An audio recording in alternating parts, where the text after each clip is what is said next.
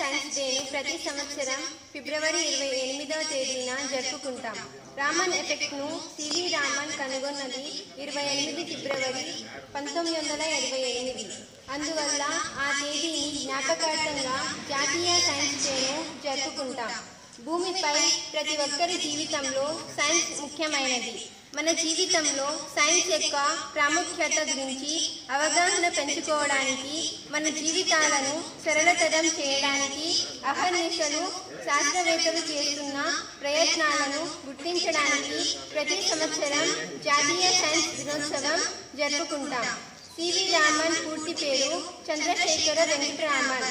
CV Raman భారతదేశానికి చెందిన ప్రఖ్యాత భౌతిక శాస్త్రవేత్త.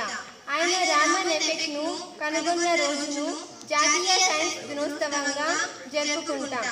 పారదర్శక పదార్థం గుండా కాంతి ప్రయాణించినప్పుడు అది చెల్లాచెదురుగా ఉంటుంది.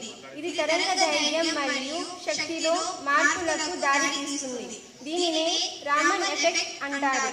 1930లో ఆయనకు భౌతిక శాస్త్రంలో నోబెల్ బహుమతి లభించింది. సివి రామన్ 7 నవంబర్ 1888న జన్మించారు.